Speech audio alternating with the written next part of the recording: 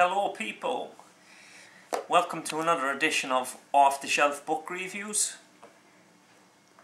This evening I'm going to be reviewing a book by one of my very most favourite authors, novelists, Ernest Hemingway. And the novel by Ernest Hemingway is the last great novel by Hemingway, The Old Man and the Sea. Slim book, and this book was first published in 1952, and it contributed greatly to Ernest Hemingway receiving the Nobel Prize for Literature. It was probably Hemingway's last great novel before Hemingway put a shotgun in his mouth and blew his brains out in 1961. What I like about Ernest Hemingway, the artist, Ernest Hemingway the man, Ernest Hemingway the author, is Ernest Hemingway is a real man's man. There's no bullshit about Ernest Hemingway. He's not naive or exuberantly foolish like Jack Kerouac was. You know, Jack Kerouac I'm a huge fan of Jack Kerouac, but he struck me as a follower most of the time. He was always following someone or looking up to someone or in pursuit, you know, of some friend.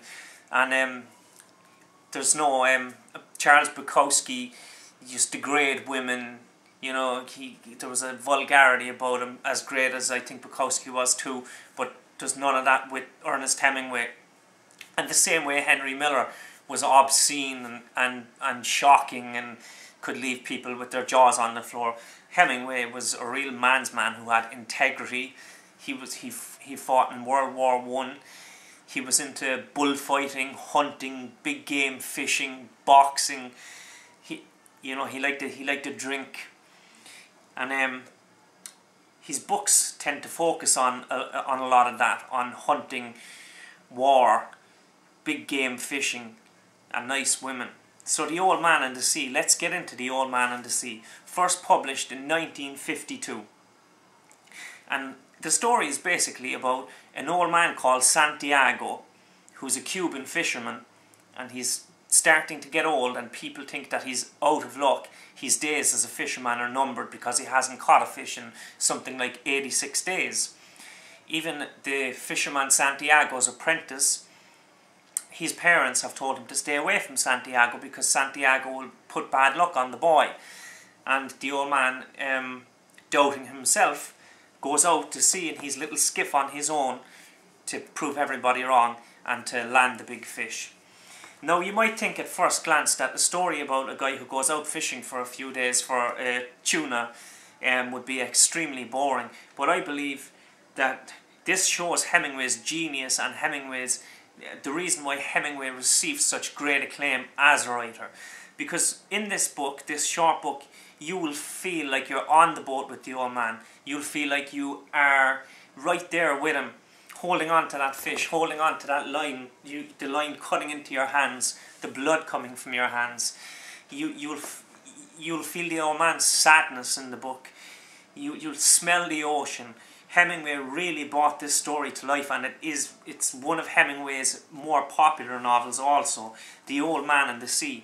If you haven't got into Ernest Hemingway yet, I would definitely recommend picking up a Hemingway novel. In my opinion, Hemingway wrote a very simple line, a very easy line. His words are so easy to read. He brings characters to life, he brings places to life. You know, destinations, you feel like you're there, you feel like you're out in the sea, you feel like you're riding the waves, you feel like you're fighting the tuna. Hemingway was one of the great writers of the Lost Generation. Other writers of the Lost Generation were F. Scott Fitzgerald, T.S. Eliot, Isadora Duncan the dancer, Gertrude Stein, who was a mentor of Ernest Hemingway. There were some great writers to come out of that era, and Ernest Hemingway is up there with all of them, out there in the head of the pack, if you ask me. And I would strongly recommend The Old Man and the Sea to anybody wanting to get into Ernest Hemingway. An introduction. It's not a big, thick book, and I truly believe that most people who have an eye for good literature will find The Old Man and the Sea engrossing, to say the least. It's classed as one of the classics of American literature, and deservedly so. So I'll keep it at that. Ernest Hemingway's 1952 novel, The Old Man and the Sea. Beautiful cover on this book, as you can see. There you go. Set in Cuba. A brilliant story about Santiago, the aging fisherman, who goes out on the high seas to prove everybody in the fishing village in Cuba wrong. Alright guys, take it easy. That's enough from me. Slán leat.